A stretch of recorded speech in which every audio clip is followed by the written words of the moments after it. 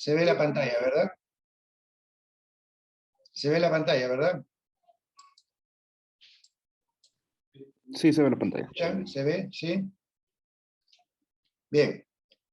Miren, la razón por la que escogí este título, para ser bien educado tienes que haber sido mal educado, es que tenemos necesidad imperiosa de reconocer que algo están dando mal en la educación de América Latina, porque en todos los países hay una enorme disconformidad con la calidad de la educación, con las posibilidades de los egresados del sistema educativo. Y a pesar de que en todos los países se habla de reforma educativa, en esencia es más de lo mismo, con algunos retoques cosméticos, algunas palabras que cambian, pero en esencia lo que ocurre en la clase y en la escuela es lo mismo. Y por lo tanto hay que ir contracorriente, hay que salir de la caja, hay que empezar a mirar de qué otra manera se puede conceptualizar la educación para que estar bien educado signifique que los alumnos cultivan y adhieren durante su educación básica los conocimientos, las habilidades y herramientas que les permite saber en qué mundo viven, proyectarse al futuro para ser ciudadanos democráticos plenos, competentes y responsables del bien común, lo que incluye el medio ambiente, que también es un bien común. Y ese perfil no lo estamos encontrando en los egresados del sistema educativo. Y por eso la conferencia de hoy la he diseñado para que podamos pasar por 6 grandes preguntas que obviamente implican una toma de posición en cuanto a las respuestas sobre lo que los estudiantes saben al terminar la educación básica, ¿no? En primer lugar, ¿qué saben respecto a lo que pasa en el mundo? En segundo lugar, ¿cómo saben si son verdaderas o falsas las informaciones que reciben? En tercer lugar, ¿cuán conscientes son de cómo son manipulados por las grandes empresas digitales para orientar sus votos, sus consumos, su autoimagen? En cuarto lugar, ¿cómo imaginan el futuro político, económico y laboral que les espera a ellos? Aún si están en la escuela, ¿qué cosas están imaginando con respecto al mundo económico, laboral y político que se viene después? ¿Qué futuro le espera a las sociedades de América Latina si la población no encuentra por la vía democrática cómo aliviar su desesperanza? Y finalmente, ¿qué oportunidades verdaderas tienen durante su vida escolar para descubrir y cultivar sus intereses y sus talentos? Y vamos a empezar entonces con la primera pregunta. Cuando yo les hago la reflexión, la pregunta a ustedes retóricamente, porque no va a haber tiempo para la discusión, ¿qué pasa en el mundo? Miren, lo que yo hice fue lo siguiente. Busqué en internet las noticias principales de esta semana, solamente de esta semana. Y fíjense ustedes lo que hay.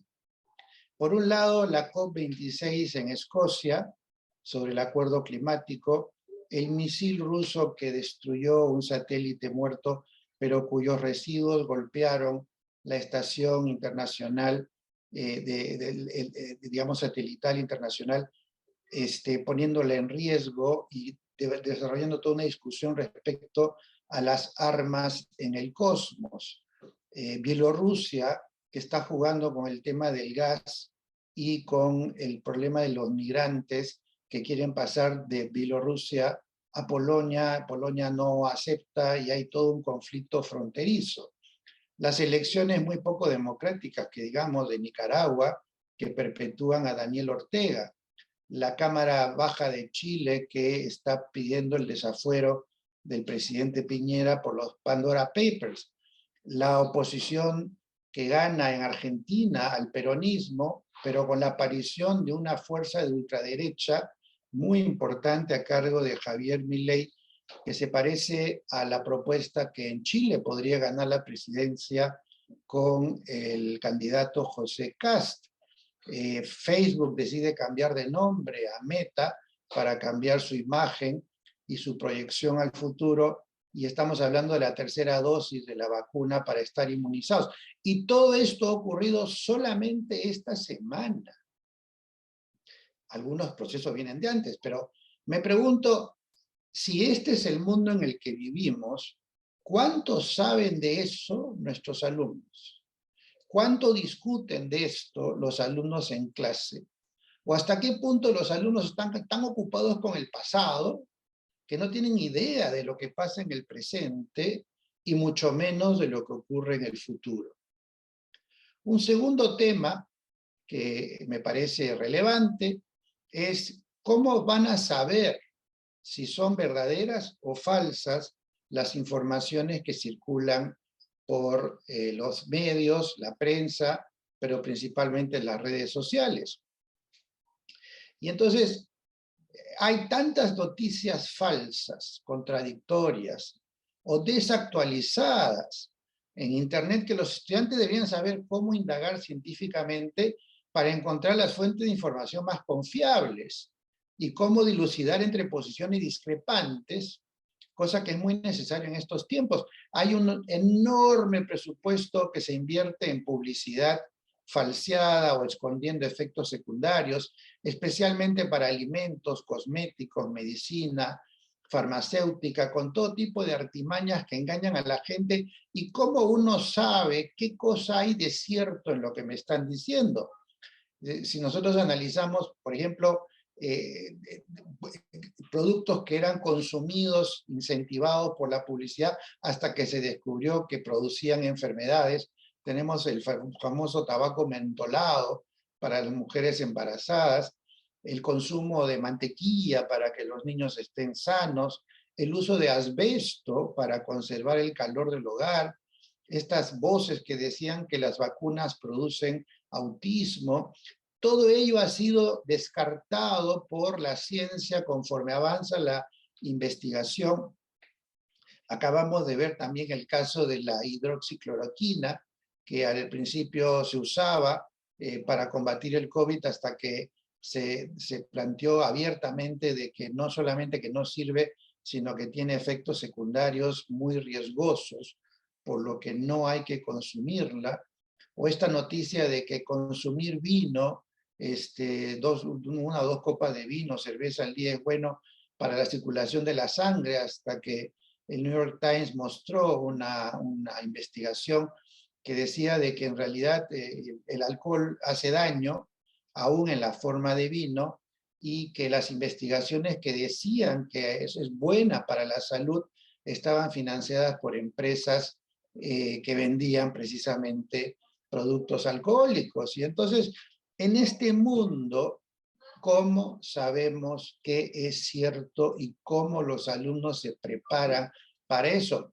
Y también hay conocimientos temporalmente válidos hasta que se descubre que hay opciones mejores. Por ejemplo, hace poquito se utilizaba mucho la aspirina como una medicina preventiva para todas las personas con problemas cardiovasculares a partir de los 60 años, hasta que recientemente un grupo de expertos en Estados Unidos planteó que se abandone esta práctica porque en realidad lo que está ocurriendo es que se generan riesgos de hemorragias en todo el sistema digestivo que hacen que no sea recomendable este uso preventivo de la aspirina.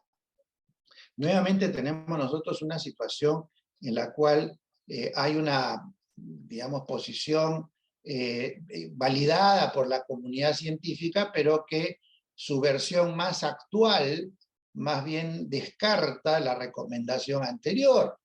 ¿Cómo sabemos qué es lo último que hay respecto al tema que estamos investigando o nos estamos quedando con información rezagada?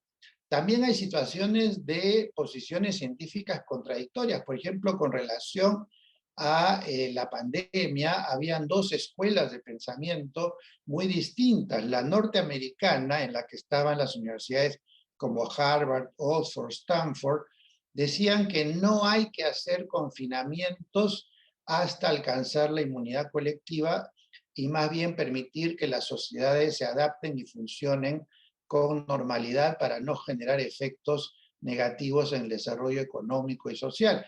En cambio, la escuela de pensamiento inglesa, liderada por científicos de las universidades más prestigiadas en Inglaterra, decían lo contrario. Decían que hay que hacer este encierro, estos confinamientos, como una medida de asegurar la menor cantidad de contagios y llegada de gente a los hospitales para ser atendidos hasta que pudieran estar eventualmente vacunados. Y aquí la pregunta es, si ustedes fueran funcionarios públicos, si ustedes fueran gobernantes, ¿qué hacen? ¿Toman la posición norteamericana, toman la posición inglesa? Ambas pueden ser válidas, no vamos a saberlo hasta dentro de 5 años probablemente, y ese es el tipo de situaciones que los chicos van a tener que enfrentar todo el tiempo. Posiciones que aún siendo válidas o legítimas, no son coincidentes y hay que escoger. Sobre todo si uno tiene la obligación de escoger. Entonces, ¿qué cosa escogen? ¿Cómo escogen? ¿Cómo ensayan? ¿Cómo ejercitan la mente para enfrentar situaciones polémicas? ¿No es cierto? También tienen que enfrentar estos grandes fraudes, ¿no es cierto? Como, por ejemplo, el de la ivermectina, que se planteó como una gran medicina, medicamento en contra, milagroso, ¿no?, en contra del COVID, hasta que un estudio que fue publicado después por la BBC reveló una cantidad de errores y fraudes en esos estudios que sirvieron de base para que los medios de comunicación digan que la ivermectina funciona muy bien. Y entre estos estudios, principalmente de Egipto y de Irán, encontraron, por ejemplo, que los mismos datos de un paciente aparecían repetidos varias veces, pero con otros nombres como si fueran varios pacientes. Encontraron también que los pacientes fueron seleccionados para que los que mejor respondieron al tratamiento sean los que estén incluidos en la muestra, que dejó de ser aleatoria. Por otro lado, no cuadraban los porcentajes, los números, las estadísticas, y lo que es peor, los organismos sanitarios de esos países ni siquiera conocían de estas experiencias, y sin embargo, las publicaciones tomaban como base estos estudios para demostrar después o defender la tesis de que la ivermectina sí es un buen contenedor del COVID-19. Nuevamente, ¿cómo van a enfrentar los estudiantes este tipo de noticias para saber si son verdaderas, si son falsas, si están actualizadas, si no son fraudulentas? En este mundo de las fake news es una habilidad fundamental que debería desarrollarse en los colegios y universidades, y que lamentablemente se trabaja muy poco, porque se asume que cualquier noticia que uno encuentra navegando por internet es igualmente válida a cualquier otra, ¿no es cierto? El tercer segmento de lo que quería compartir con ustedes tiene que ver con la manipulación de las grandes empresas digitales que empujan a la gente a votar de cierta manera, o a consumir ciertos productos, o a modelar su autoimagen en función de los referentes que producen estas empresas. Aquí tienen ustedes serios cuestionamientos que han venido con las empresas de high-tech, las redes digitales, y lo que tienen que entender los estudiantes es que nosotros vivimos en dos mundos a la vez: el mundo natural, local, nacional, y el mundo digital global. Y ocurre que para ser ciudadano pleno en el Perú o en México, tenemos una constitución, tenemos un gobierno elegido por votación, tenemos leyes que rigen la convivencia, la socialización, los deberes y derechos, hay instituciones que defienden el Estado, hay crímenes que cometen personas, delitos, hay formas de educación y salud institucionalizadas, entretenimiento y una identidad personal que está reflejada en los documentos de identidad. Pero resulta que en el mundo digital ninguna de esas leyes o convenciones está vigente, porque son otros los derechos del consumidor, muy pocos en realidad, escasa la protección de datos personales, enorme la hipervigilancia invasiva sin ningún tipo de permiso, son otros códigos de convivencia en las redes sociales, son otras reglas para la vida política y la publicidad electoral, son otros los riesgos para la seguridad personal, se promueve una lectura sectaria, selectiva, solamente aquello que es afín a uno, son otras formas de conseguir oportunidades laborales o de desarrollos comerciales sin las fronteras de los países y los impuestos nacionales. Es otro tipo de entretenimiento que generan adicciones para que los usuarios consuman lo más posible estos medios. Y también es un mundo que permite retocar la identidad. No sabemos si la identidad de nuestro interlocutor es cierta o es falsa, porque se puede aplicar Photoshop, se puede cambiar el tono de voz, se pueden cambiar la estética de las personas, y hay una enorme cultura del selfie, ¿no es cierto?, de verse a sí mismo como el gran protagonista de las redes.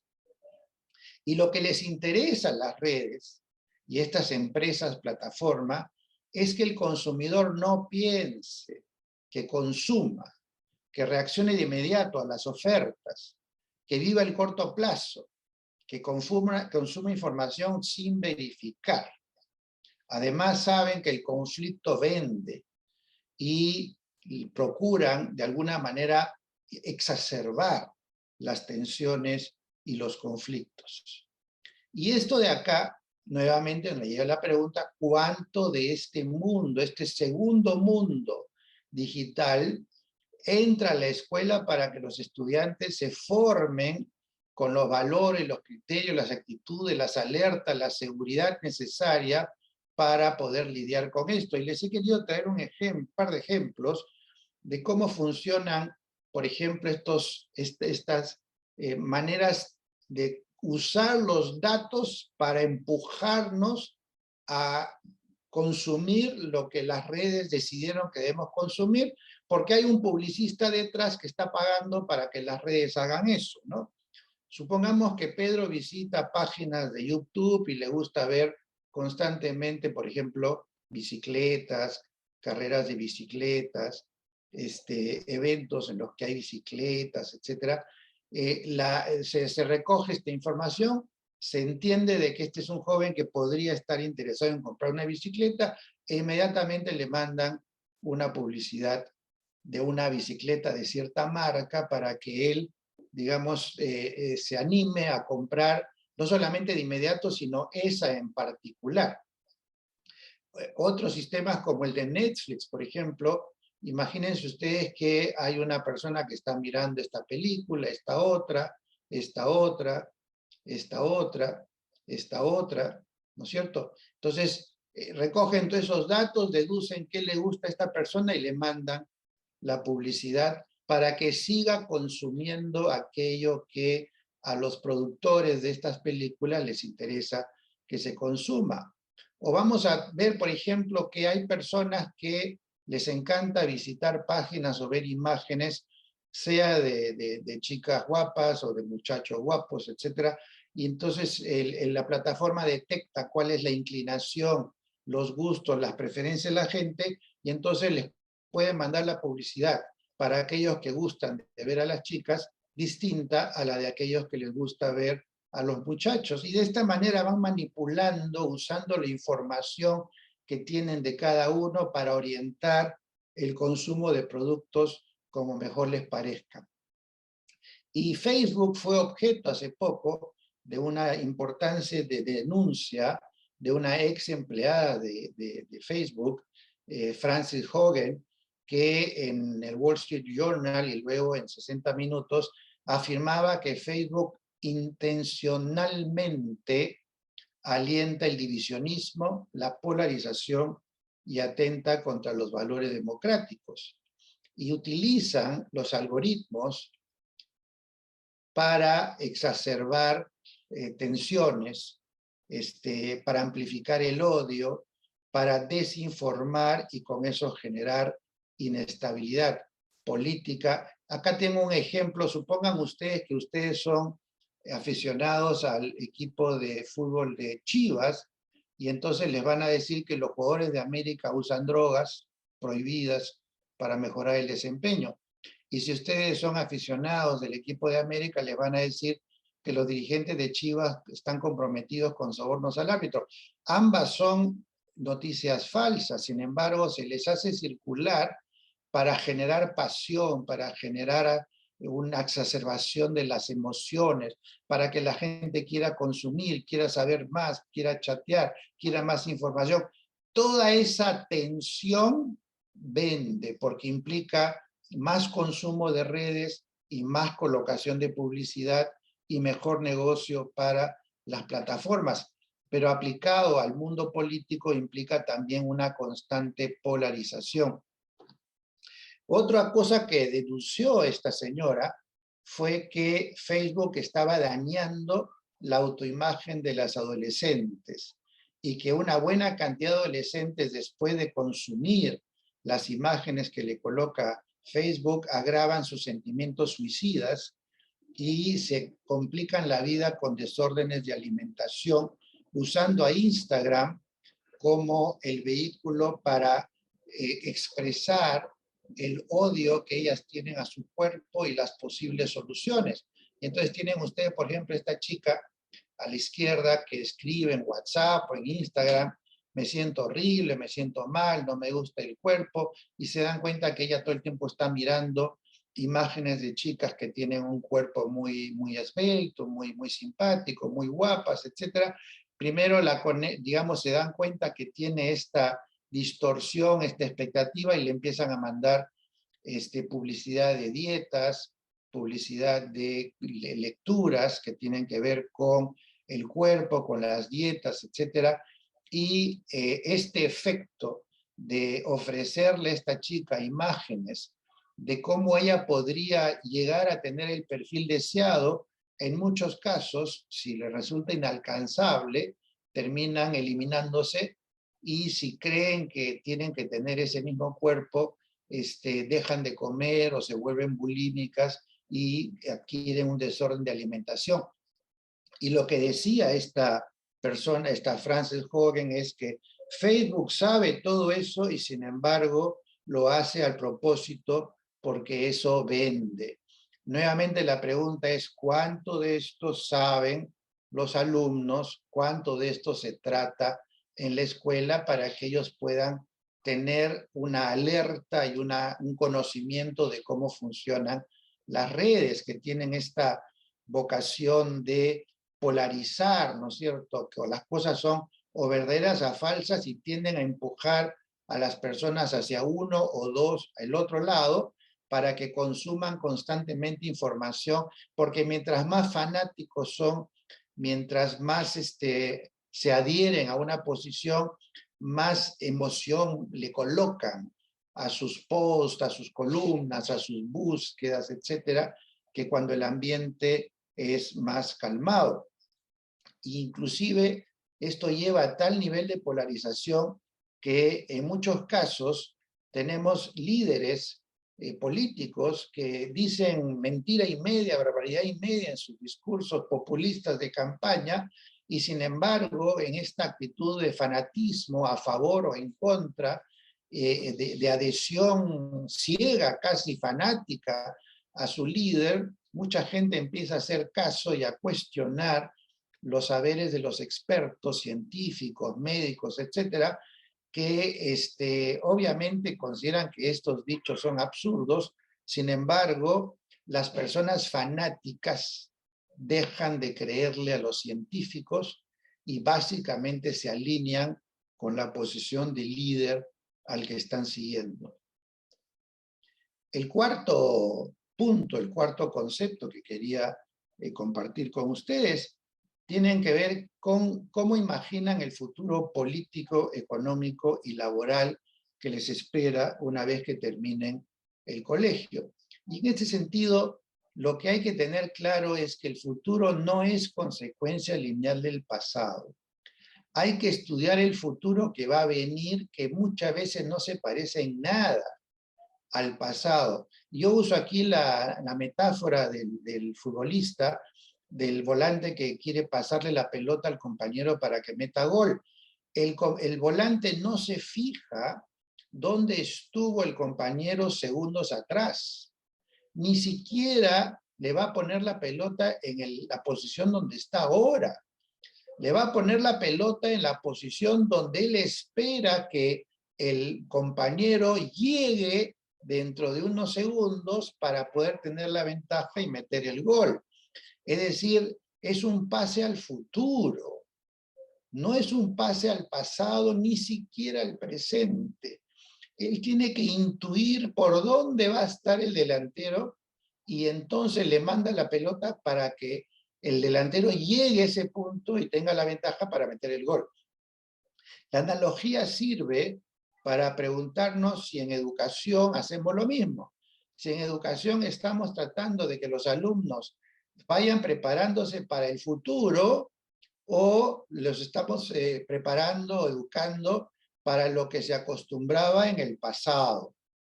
Y para ayudarles a que se ubiquen en el contexto de lo que quiero decirles respecto a los escenarios futuros, me gustaría pedirles que intenten retrasarse ustedes mentalmente 10 años.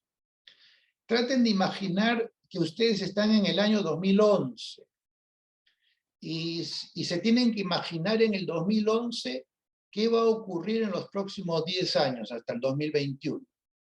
Y traten de hacer esa imaginación y se van a dar cuenta que hay varias cosas que han ocurrido que probablemente ninguno tenía en la mente, ¿no es cierto? Por ejemplo, la detención de los expresidentes, ministros, gobernadores, por el caso Lava Jato.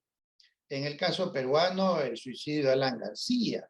Las olas migratorias de sirios en Europa, los venezolanos por América Latina, el Estado Islámico que se expande en Irak y Siria y es confrontado luego por las grandes potencias, la guerra comercial entre Estados Unidos y China, el Brexit con la salida de Inglaterra de la Unión Europea, la explosión en el ducto de Pemex que provocó una tragedia enorme en México, el triunfo de Andrés López Obrador en el 2018, ¿no es cierto?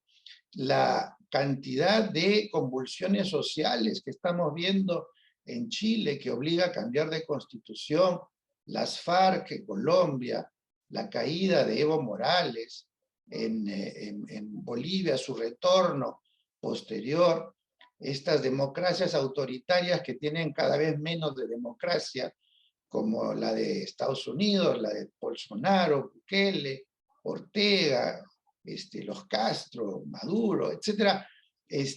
La toma del Capitolio por parte de los simpatizantes de Trump y finalmente la cereza de las sorpresas, la aparición de la pandemia, con toda la catástrofe política, económica, social y de esperanza de vida que significó para la población humana.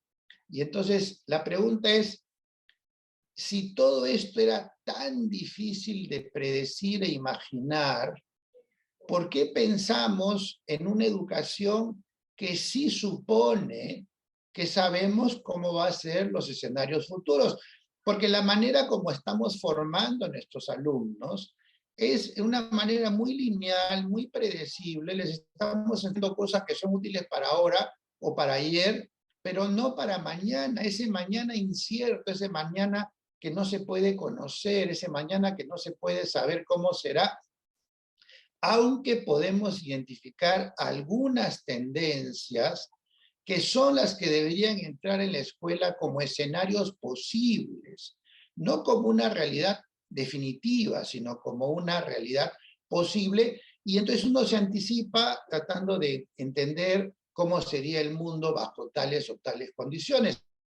Y yo me voy a permitir mencionarles algunas tendencias posibles sobre las cuales los estudiantes deberían estar discutiendo, no porque tenemos certeza de que van a ocurrir, sino porque describen un mundo por venir frente al cual los alumnos tienen que sentirse cómodos, tienen que sentir que tienen herramientas para lidiar con eso en caso que ocurriese. Veamos, por ejemplo, el mundo que viene es un mundo donde se generaliza el teletrabajo y el teleestudio, donde se van a eliminar los campus universitarios y las oficinas de las empresas, porque no necesitan oficinas para hacer lo que se puede hacer online desde la casa. Por otro lado, un cambio climático que va a producir cantidades de problemas climatológicos, inundaciones en las ciudades costeñas, extinción de especies, etcétera. La pérdida paulatina de privacidad por el uso del Big Data y la videovigilancia, el uso de los autos eléctricos y toda la automatización que va a estar omnipresente. Por otro lado, la nanomedicación con robots minúsculos que van a penetrar en nuestro cuerpo y definir cómo van a curar las enfermedades que tenemos o nos van a monitorear 24 horas al día para ver si tenemos algún indicador de una enfermedad que es informada al médico respectivo. Vestimenta autoprogramable, taxi drones, retail automatizado, un mundo de impresiones 3D, manufacturas desde una minúscula pieza de plástico hasta un edificio entero, utilizando impresoras, digamos, 3D enormes. La desaparición del dinero físico, la caída de las democracias por regímenes cada vez más autoritarios, el uso omnipresente de la realidad virtual para la recreación, para la educación, para las terapias, el surgimiento de India, Sudáfrica y Brasil como competidores de China, como potencias mundiales, el fin de la clase media americana y europea por esta brecha entre los que tienen más y los que tienen menos, una nueva pandemia, porque la pandemia del COVID ha demostrado lo vulnerables que somos frente a cualquier otra pandemia, una posible tercera guerra mundial nuclear. Como digo, nada de esto podemos suponer con certeza que va a ocurrir, pero hay buena cantidad de información que nos dice por ahí va la cosa. ¿Cuánto de eso entra a la escuela? ¿Cuánto de eso entra a la universidad inclusive? ¿Hasta qué punto estamos dándole la oportunidad a nuestros estudiantes de familiarizarse con estas cosas y también con todos los procesos de automatización que van a ir reemplazando cantidades de empleos? Se calcula que entre 800 y 2.000 millones de empleos se van a eliminar como consecuencia de esta tendencia a la automatización. Y por otro lado, el mundo de empleo va a ser un mundo muy segmentado, con una pequeña cantidad de profesionales muy bien pagados, captados por las grandes empresas, sobre todo de tecnología, y una gran cantidad de profesionales que van a estar mal pagados, con sueldos bajos, porque las pequeñas empresas, para poder sobrevivir, van a tener que bajar sus costos, porque si no, no van a poder competir con las grandes. Y bajar costos significa bajar sueldos y no poder contratar a las personas con los salarios más competitivos del mercado. Y por otro lado, lo que vamos a encontrar es que va a haber una gran cantidad de desempleo. Hoy en día ya se calcula en Estados Unidos que 50% de los graduados del primer título universitario están desempleados o subempleados. ¿Hasta qué punto se habla del empleo en la escuela o en la universidad? ¿Hasta qué punto se habla de la posibilidad de que uno sea un desempleado y entonces, en función de eso, cómo uno se prepara, por un lado, para tener mejores posibilidades de empleo, conociendo los empleos del futuro que no se parecen en nada a los empleos de hoy, ni de ayer?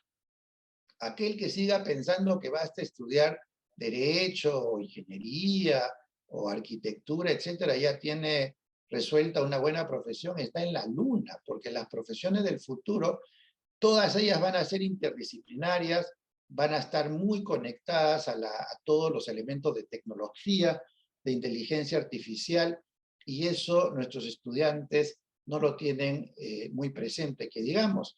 Y por otro lado, también la competencia por el empleo va a subir, porque en la medida de que el empleo remoto sea la norma, ya no vamos a necesitar, los empleadores no van a necesitar trabajadores que viven en la ciudad, van a poder contratar gente de cualquier parte del mundo que pueda hacer el trabajo que se requiere. Y eso implica que la competencia de un mexicano, por ejemplo, un peruano, ya no es solamente entre sus pares mexicanos, sino que la competencia es con los cientos de millones de habitantes del planeta que pueden hacer exactamente lo mismo que el mexicano, pero como lo hacen a distancia, son su competencia. Y al ser su competencia, probablemente implique también una caída en las remuneraciones. El quinto segmento que quería traerles tiene que ver con el futuro que les espera a las sociedades de América Latina. Y en ese sentido, ustedes seguramente están viendo cómo se están produciendo estallidos sociales en casi todos los países de América Latina. Este es un mapa del 2019 que se ha incrementado ahora para el 2021 en casi todos los países: Ecuador, Chile, Bolivia, Perú, Brasil, Argentina, Venezuela, Cuba, México, Panamá, Paraguay. Todos los paradigmas económicos que daban la ilusión de una cierta estabilidad y viabilidad hasta hace poco, se están cayendo y estamos en una transición hacia otro modelo que no sabemos cuál va a ser. Lo que sí sabemos es que hay una enorme tendencia al populismo, hay una enorme tendencia a los caudillos, a los outsiders, que con discursos voluntaristas, mentirosos, que prometen cosas que saben que no van a cumplir, pero que polarizan conmigo, contra mí, hace que las sociedades hartas de los, digamos, gobernantes tradicionales, el modelo económico tradicional, estén desesperados buscando opciones extremas. En algunos casos hacia la izquierda y en otros casos hacia la derecha. Y estamos viendo las manifestaciones que ocurren en Colombia, que ocurren en Bolivia, que ocurren en Brasil, que ocurren en Venezuela, Bolivia, Brasil, ahí tienen ustedes las imágenes, en Ecuador, en Panamá, en Argentina, en Chile, en Cuba, algo inusual hace poco, ¿no es cierto?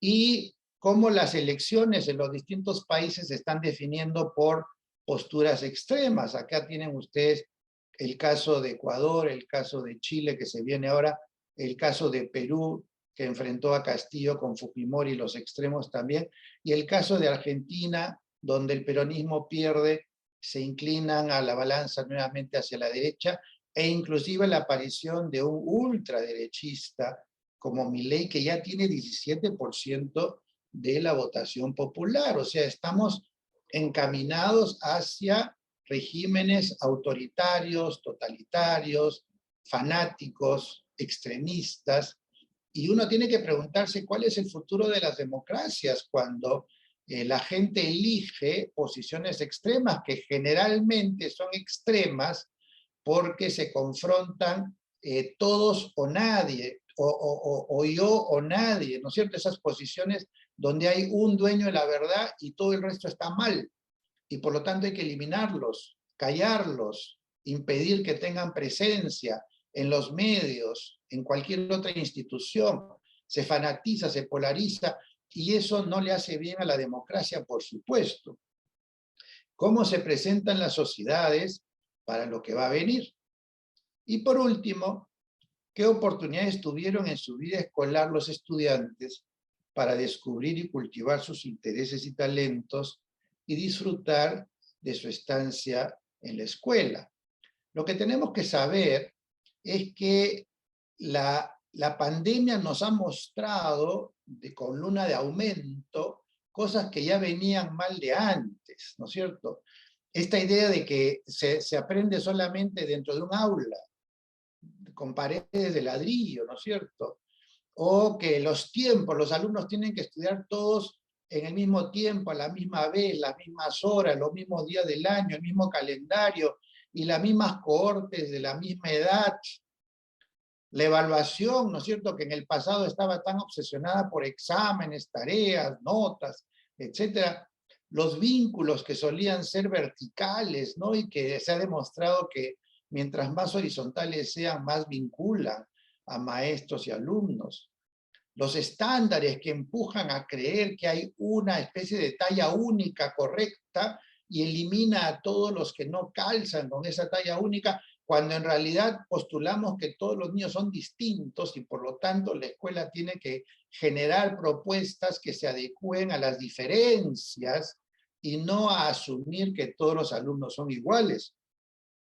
Y finalmente, el currículo que nosotros todavía tenemos, es un currículo de hace 15 siglos, es el currículo basado en el trivium y quadrivium de la matemática y la lectoescritura, que con algunos agregados se mantiene casi incólume como si fuera una santa verdad que no se puede tocar, ni hablar, ni cambiar, ni reformular, que no tiene nada de interdisciplinaria, que no se orienta a los proyectos, que no hace trabajo colaborativo, que es muy individualista, que es muy memorística, enciclopédica, académica, en fin, y eso se mantiene hasta ahora.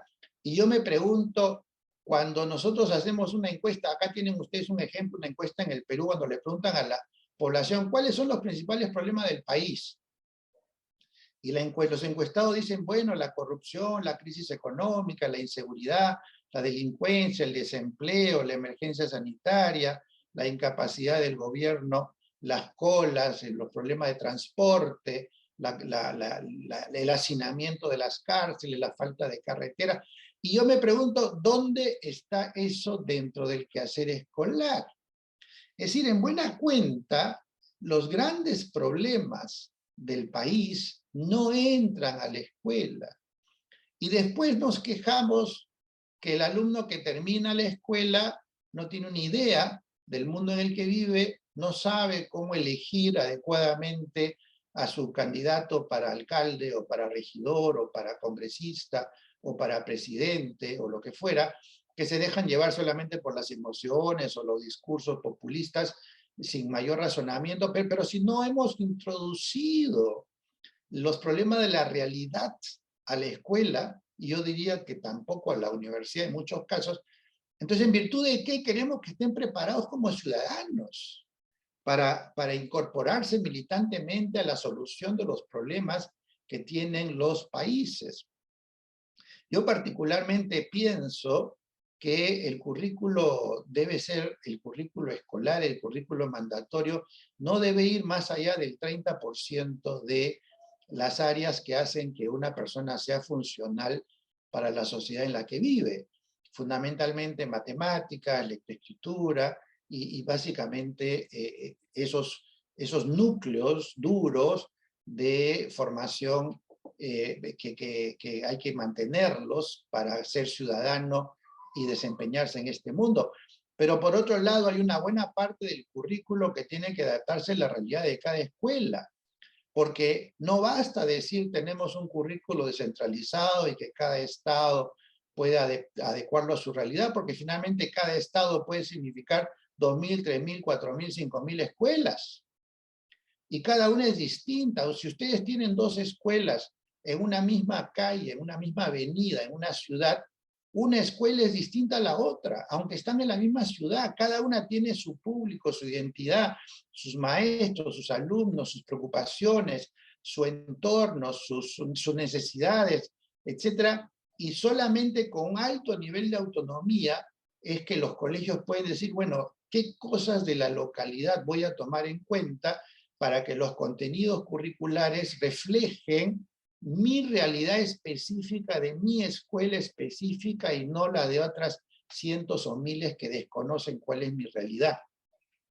Y lo más importante es que yo dejaría por lo menos un 40% del currículo para que los alumnos escojan, que haya un menú enorme de posibilidades, de cursos, áreas, talleres, etcétera, y que el alumno sepa que cada año puede escoger 1, 2, 3, 4, 5 talleres, cursos que tienen que ver con su interés, con su motivación, con sus deseos de aprender, con su propia orientación vocacional, etcétera, en lugar de tener que hacer lo que hacen todos, porque bajo este criterio de la uniformidad se termina obligando a que todos los alumnos aprendan lo mismo, de la misma manera, con los mismos ejemplos, con los mismos trabajos, con las mismas tareas, con los mismos exámenes, con los mismos profesores, desconociendo totalmente las diferencias individuales.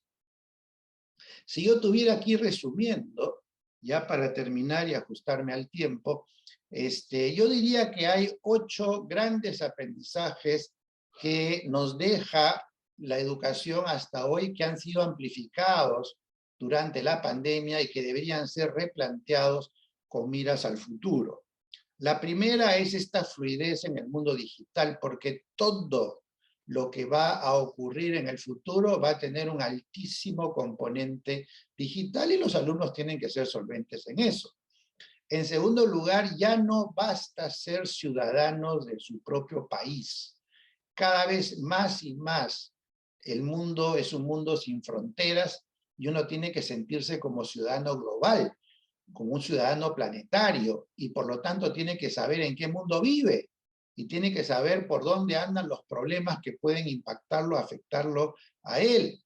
El caso más concreto es el COP26, ¿no es cierto? O sea, el hecho, por ejemplo, si México decide ser amigable con el medio ambiente, no le sirve de mucho si los países vecinos no lo son, porque comparten el clima, comparten la capa de ozono, comparten los vientos, comparten la contaminación ambiental. Entonces no basta con que uno esté centrado en su propio país, uno tiene que tener una visión global. Y por otro lado, un pensamiento futurista. La mayor parte de mi charla de hoy tenía que ver con eso, ¿no? Pensar el futuro, imaginar el futuro y que los alumnos desde ahora empiecen a especular, a hacer hipótesis, a tomar posición, a buscar información de las tendencias, lo que se viene, etcétera. Y también un sentido práctico, es decir, ser capaces de innovar, diseñar y hacer prototipos que muestren que él puede utilizar todas sus capacidades intelectuales, manuales, artísticas, para crear productos, bienes o servicios que pueden tener alguna utilidad social y que van a reflejar sus talentos particulares.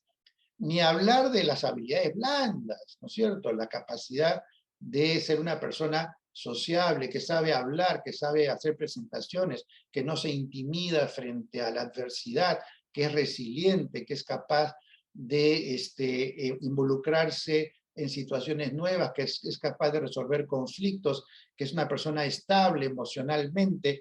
Todo eso tiene que ser parte del quehacer de los docentes en la escuela.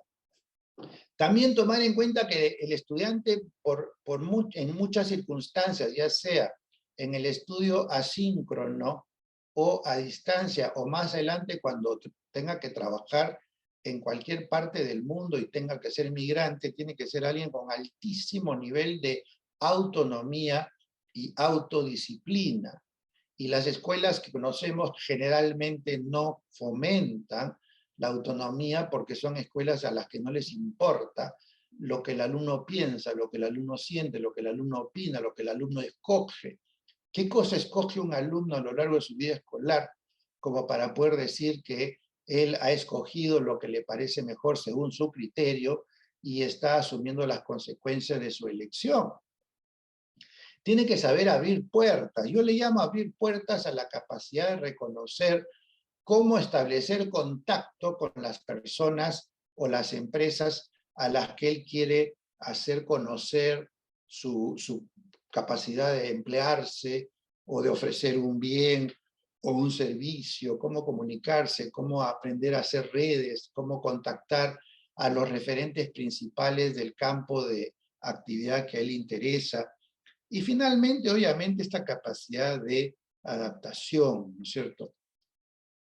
Yo creo que este contexto llama a gritos por un nuevo concepto de educación. Ya se acabó el sueño de que estamos bien y con un poco más de leyes, dinero, retoques, el modelo social y económico va a salir adelante.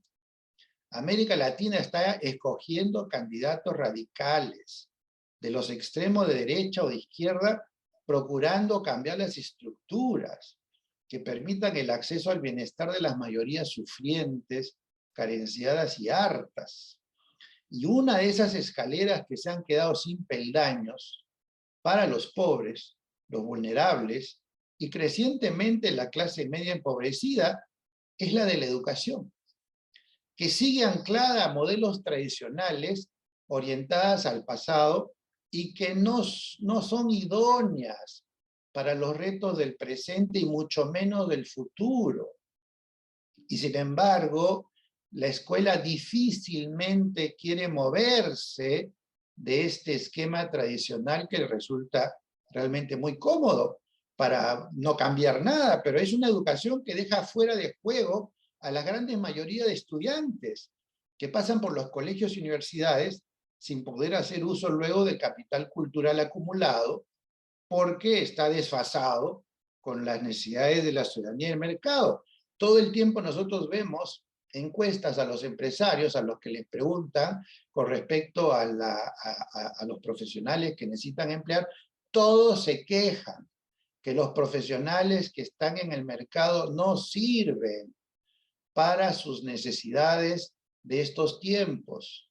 Y hay una buena cantidad de empresas que no contratan gente porque no encuentran la gente que están buscando, porque lo que encuentran en el mercado es más de lo mismo que no sienten que les es útil.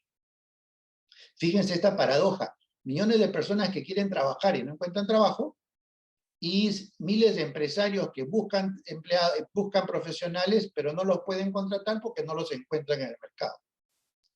Por este desfase entre la educación escolar y universitaria y lo que demanda el mundo del empleo y de la ciudadanía. Dicho ese paso que, como mencioné, está bastante en riesgo con respecto a gobiernos populistas dictatoriales. Quiero terminar preguntándoles a ustedes algo para que hagan un poco de reflexión práctica, ¿no es cierto? Si ustedes tuvieran una dolencia cardíaca, ¿acudirían a un médico que utiliza los conceptos y equipos de hace 50 años? ¿O buscarían quién está en primera línea? Si ustedes quieren construir una casa, ¿acudirían a arquitectos o ingenieros que utilizan los saberes sobre diseño, estructuras, materiales de hace 50 años? ¿O buscarían aquellos que están más informados respecto a lo que hay hoy? Si ustedes necesitaran un financista para generar eficiencias y mayor rentabilidad a su empresa, ¿ustedes buscarían a alguien que usa criterios contables de hace 50 años? Si tuvieran que reparar su televisor, ¿buscarían un técnico que está acostumbrado a reparar televisores de blanco y negro y que todavía usan tubos catódicos? Absurdo, ¿verdad? ¿Por qué entonces se pretende que la educación de primera línea de vanguardia para nuestros niños y jóvenes es la que estuvo vigente hace 50 años o más? La misma que alguna vez pasamos nosotros, los adultos. ¿Por qué la educación de hoy tiene que ser igual a de los padres, abuelos y bisabuelos de los alumnos que van a las aulas hoy? ¿No ha cambiado el mundo? ¿No ocurre nada? ¿No pasa nada en la investigación pedagógica, psicológica, neurocientífica y demás, tecnológica, como para convertirse en un insumo que haga que la educación dé un salto para adelante para estar al día con las tendencias de estos tiempos? La experiencia educativa de todos los niveles debe fomentar primordialmente la autonomía, la autorregulación de la conducta y las emociones, el desarrollo de la resiliencia, la capacidad de indagación, el análisis crítico de las ocurrencias en el mundo real y una constante mirada al futuro. En suma, el modelo de educación básica para el futuro no puede ser una versión mejorada del pasado, sino un nuevo diseño basado en el futuro por venir. Quienes se atrevan a abordarla estarán en la primera línea de la educación pertinente para nuestros tiempos. Muchas gracias.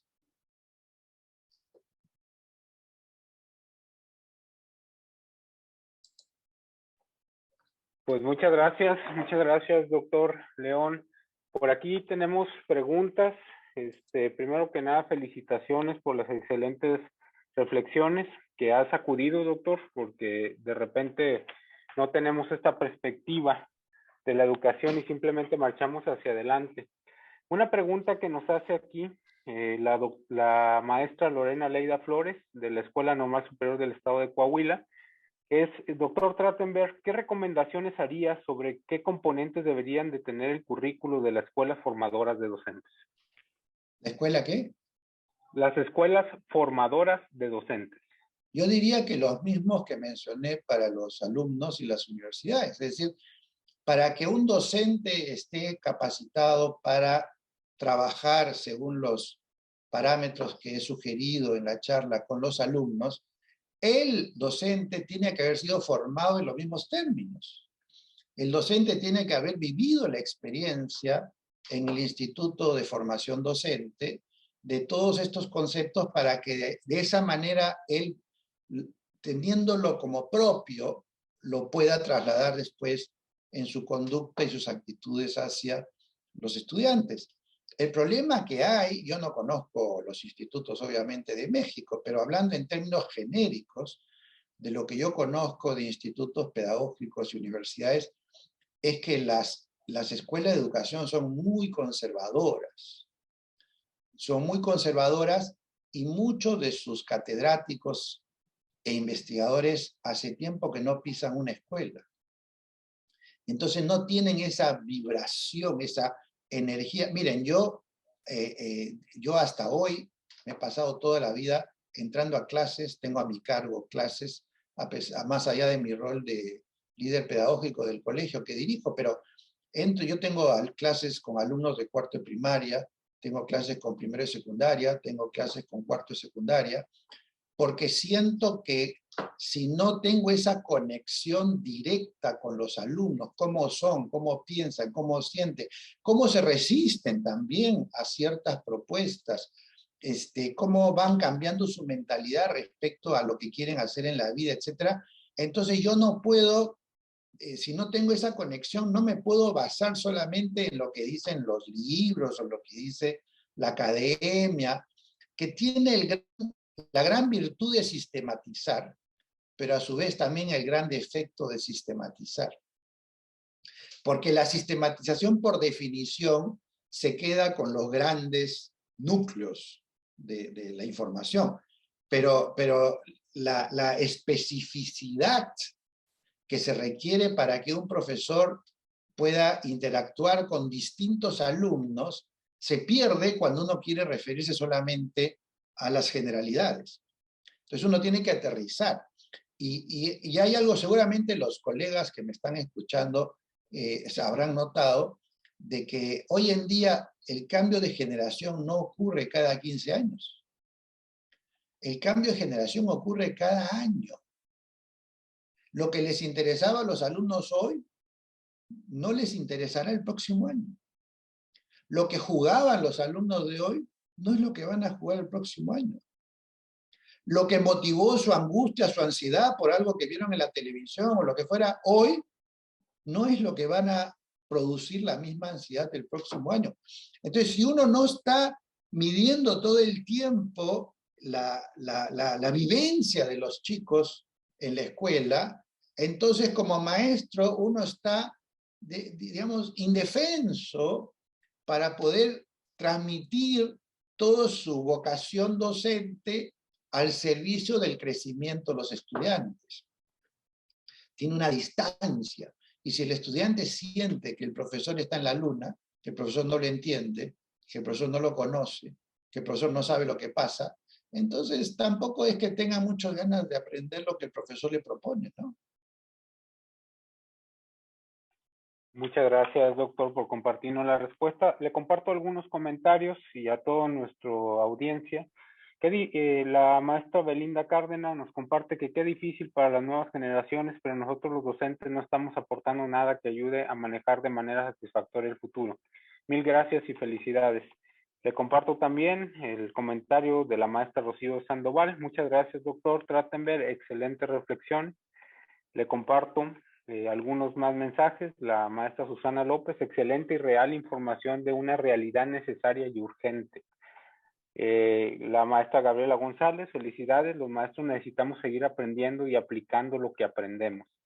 Bien, Viviana Rigal dice, excelente ponencia, doctor, una nueva visión de lo que debe de ser la educación post-pandemia. Asimismo, la maestra Lupita de Hoyos, excelente ahora ocuparnos en lo que aquí escuchamos, principalmente recolocarnos en nuestra función como profesionales de la educación. La maestra Lucero López Tello, la tan llamada actualización debe de ser verdaderamente actual y actualizada. Gracias por sus precisiones tan acertadas. La maestra Soledad Barrera nos comparte para todos actualizar el currículum educativo, tanto en el colegio como en la universidad, es la clave. Y de igual manera en la formación inicial de los docentes en la universidad. No hay que quedarse en el pasado. Muchas gracias, profesor. Muy bien, agradecemos, doctor. Bastantes comentarios nos están llegando. Tendríamos que hacer una sesión para leer todos los comentarios, pero agradecemos bastante que nos haya compartido a nombre de Reingeniería Educativa toda su comunidad. En este momento estamos dando por concluida la primera conferencia magistral. Un fuerte abrazo, unas palabras para despedirse de la audiencia, doctor. Bueno, yo les agradezco primero los comentarios porque me halagan y me hacen sentir que les estoy dejando algunos conceptos, algunos criterios para pensarlos. Yo soy consciente de que un maestro no puede decir, bueno, ahora escuché una conferencia, me parece interesante y a partir de mañana voy a hacer todo eso en clase. O sea, eso simplemente es una ficción. De lo que se trata es de llevarse una manera de entender, una disposición a orientar la educación para que sea más relevante, y cada uno después hace lo que buenamente puede de acuerdo a lo que se le ocurre, de acuerdo a su realidad, de acuerdo a su contexto y demás, y no sentir que porque hicieron solamente una pequeña modificación en algún quehacer, entonces no valió la pena toda digamos, todo el esfuerzo. Entonces, entiendan mi conferencia como un estímulo, como una provocación, como una puesta sobre la mesa de cosas que están ahí a ser trabajadas, pero cada uno, en cada colegio, tiene que confrontarse con su realidad específica y a partir de eso resolver qué puede hacer para que la educación sea más relevante para sus alumnos. Y si logran eso, yo por mi parte me sentiré muy gratificado, ¿no? Por haber estado con ustedes y haber puesto un granito de arena en su formación docente. Muchas gracias, doctor. Complacidos con sus palabras, con la conferencia. Y pues bueno, me voy a permitir compartir pantalla nada más para todos nuestros usuarios. Le estoy mostrando en este momento la página de Reingeniería solamente para que no existan confusiones. Una vez que termine la conferencia magistral, en este momento está finalizando, hay que regresar a la parte del programa o a la parte de entrar a Diálogo 1. Si tú entras al programa, en la parte de la página de Reingeniería, vas a encontrar que vienen las actividades distribuidas para todo el día. Por ejemplo, en la que empezamos, que fue unirte a la bienvenida, y de aquí se ligó a la conferencia del doctor León Trachtenberg. Y en caso de que se te llegue a salir o algo, tú puedes integrarte también dándole clic al botón que se encuentra abajo de las fotos de cada conferencista. En este momento debe de aparecer en tu programa dos botones. Uno que dice elige aquí tu primer diálogo en caso de que no lo hayas elegido. En caso de que ya lo elegiste, simplemente le vas a poner entrar al diálogo 1 y te va a redirigir inmediatamente con tu dialoguista, con el especialista con el que vas a platicar el día de hoy. Y así van a estar sucediendo las cosas. Si ustedes se fijan, aquí está la segunda parte, que es elige tu segundo diálogo. Una hora más ya va a aparecer el morado para unirte al diálogo. Todo se realiza mediante la plataforma de Reingeniería Educativa. No utilizamos correos electrónicos, no mandamos links, no es por WhatsApp ni nada. Así que nada más para que le quede claro a todos cuál es el procedimiento. En este momento vamos a dejar esta sala y les pido a todos de favor dejar la sala y vamos a integrarnos cada quien al diálogo que nos corresponde. Nuevamente, doctor León Trachtenberg, muchas gracias. Muchas gracias, maestro José Rodolfo Navarrete, por acompañarnos durante toda esta sesión y pues a seguir adelante, que apenas empieza este foro. Gracias. Gracias, felicidades.